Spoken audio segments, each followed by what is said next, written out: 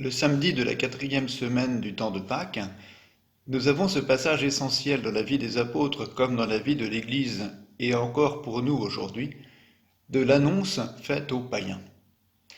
Déjà, cette annonce a été préfigurée par l'expérience que Pierre a vécue au chapitre 10 des Actes des Apôtres, lorsque, poussé par l'Esprit Saint, il entre chez le centurion Corneille, lui annonce l'Évangile et que l'Esprit Saint descend sur l'auditoire, l'Esprit Saint descend sur les païens. Au chapitre 11 des Actes des Apôtres, Pierre rend compte de cette expérience et surtout de l'œuvre de Dieu qui ouvre des frontières, pas possibles, inimaginables. Au chapitre 11 également, nous avions le récit de disciples partis de Jérusalem à cause de la persécution contre Étienne qui se sont rendus à Chypre et à Antioche. Et là, il commence à annoncer l'évangile aux Grecs, aux hellénistes. Et des disciples, Barnabé est envoyé pour voir ce qui se passe. Barnabé va chercher Paul à Tarse et tous les deux reviennent renforcer la communauté chrétienne en train de se fonder à Antioche. Et c'est là que les chrétiens reçoivent pour la première fois ce surnom de chrétiens, ceux qui croient au Christ. Avec le chapitre 13 des Actes, nous avons la décision prise par les apôtres d'aller vers les païens. Mais au début du chapitre 13, c'est bien l'Esprit Saint qui vient sur la communauté en prière pour qu'elle envoie Paul et Barnabé en mission là où le Seigneur les enverra. Cet appel est important, la communauté y répond, mais Paul et Barnabé ne savent pas encore comment cela va se faire. Et nous voyons la découverte de la mission, la manière dont l'Esprit Saint agit. Ils commencent par faire ce qu'ils ont l'habitude de faire. Ils sont allés à Chypre notamment, et puis les voilà maintenant revenus à Antioche de Pisidie. Or, ils annoncent dans un premier réflexe l'évangile d'abord aux Juifs, à ceux qui étaient préparés pour l'accueillir normalement. Or, parmi les Juifs et parmi l'auditoire, ils se tournent également déjà vers quelques païens. Ceux-ci sont dans la joie, ceux-ci accueillent volontiers et cela provoque la jalousie des Juifs. Par rapport à ces foules qui s'enthousiasment, les Juifs entrent en jalousie et c'est cela qui va permettre la décision de Paul et Barnabé. C'est à vous d'abord que la parole devait être annoncée. Puisque vous la rejetez, nous allons l'annoncer aux païens. Cela provoque la joie d'abord de ces païens. Et la violence en contrepartie des Juifs, qui créent l'agitation, qui rejettent totalement, encore plus, Paul et Barnabé.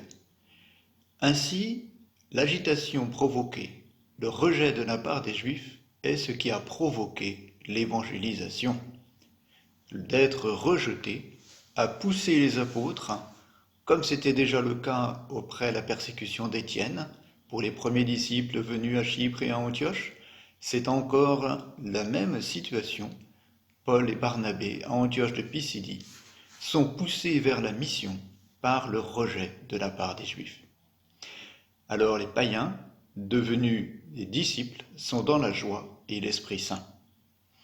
Alors nous aussi, nous avons peut-être à reprendre cette action de l'Esprit Saint dans nos cœurs, pour l'Église d'aujourd'hui, notamment à Neuilly. Vous savez notre projet, que ma joie soit en vous, notre projet missionnaire pour les années qui viennent.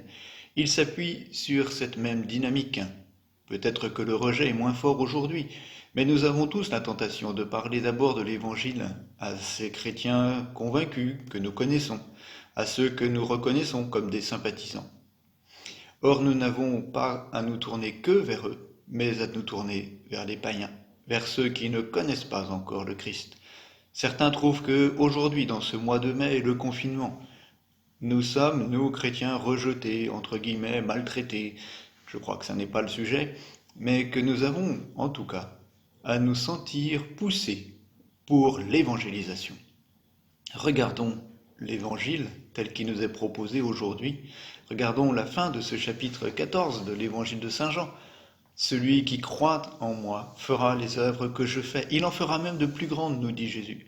Elles seront plus grandes parce que Jésus lui-même fait les œuvres qui sont les siennes, celles qu'il voit faire par le Père et qu'il fait à son tour dans la communion avec le Père. Le Père et moi, nous sommes un, nous dit-il. Mais les disciples nous feront des œuvres plus grandes encore. parce qu'elles manifesteront notre foi, parce qu'elles manifesteront la puissance du Christ ressuscité qui, même absent, agit. Il agit par les disciples, il agit par nous. Il a besoin de nous pour agir, et c'est par la force de son Esprit Saint que nous sommes rendus capables de devenir des disciples missionnaires. Alors, cette année, en confinement, prenons le temps, dans ce temps de la Pentecôte, de préparation à la fête de la Pentecôte, prenons le temps d'accueillir l'Esprit Saint. Demandons, viens Esprit Saint, viens Esprit Consolateur, viens Esprit de force, viens faire de nous des disciples missionnaires, viens nous rendre capables d'annoncer Jésus-Christ ressuscité. Et provoquons dans le cœur de ceux qui nous écouteront cette joie de la bonne nouvelle, cette joie, comme les païens devenus des disciples, d'être remplis de joie et d'Esprit Saint. Christ est avec nous, Christ continue son œuvre. Demandons-lui dans ce temps de mai 2020, en confinement, de nous donner encore et toujours la force de son esprit pour que nous soyons missionnaires.